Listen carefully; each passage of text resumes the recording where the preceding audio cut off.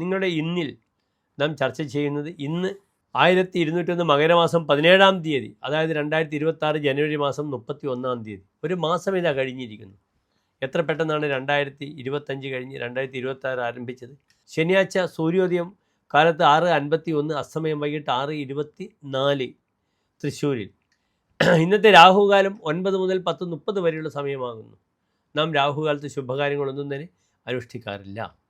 ഇന്നത്തെ നക്ഷത്രം പുണർദ നക്ഷത്രമാകുന്നു. പുനർവസു എന്ന് പറയും.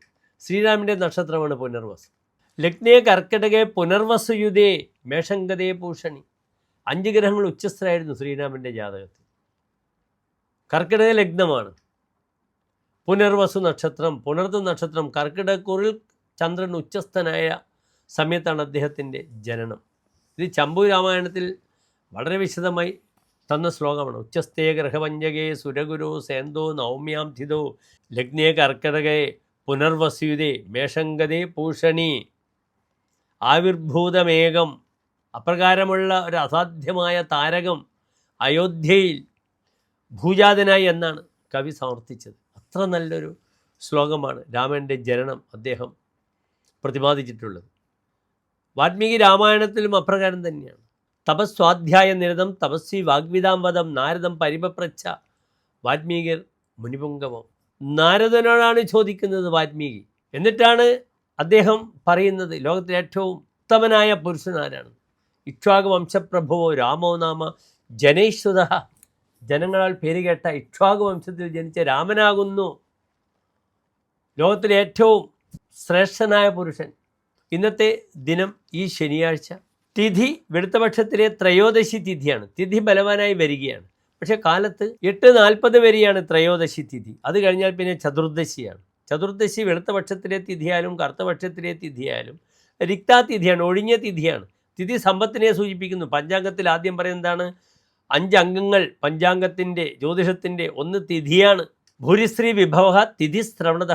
തിഥി കേൾക്കുമ്പോൾ തന്നെ സമ്പത്താണെന്ന് ആലോചിക്കണമെന്നാണ് ആചാര്യൻ പറയുന്നത്.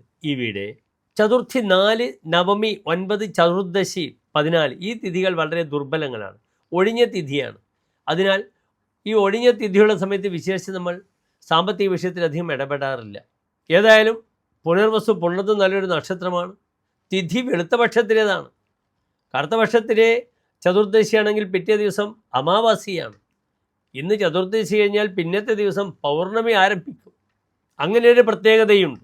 അതിനാൽ അത്യാവശ്യ കാര്യമുണ്ടെങ്കിൽ സാമ്പത്തികമല്ലാത്ത അത്യാവശ്യ കാര്യങ്ങൾക്കൊക്കെ തന്നെ ഉച്ചയ്ക്ക് 1:05 മുതൽ 1:50 വരെയുള്ള സമയം അനുകൂലമായി എൻ്റെ പ്രിയപ്പെട്ട പ്രേക്ഷകർക്ക് സ്വീകരിക്കാം.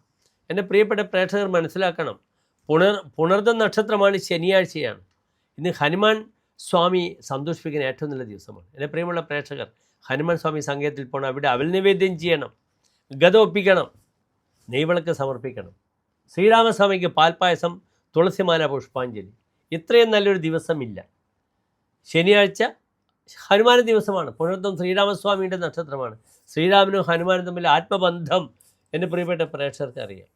ഏതായാലും എൻ്റെ പ്രിയപ്പെട്ട പ്രേക്ഷകർക്ക് ഓം ഹം ഹനുമതേ നമഃ എന്ന മന്ത്രം ജപിച്ചുകൊണ്ട് ഹനുമാൻ സ്വാമിയെ സന്തോഷിപ്പിക്കുക. ശ്രീരാമസ്വാമിക്ക് പാൽപ്പായസം, പുഷ്പാഞ്ജലി സമർപ്പിക്കുക. നല്ലൊരു സുദിനത്തെ ഇന്ന് നേരുന്നു. നന്ദി, നമസ്തേ.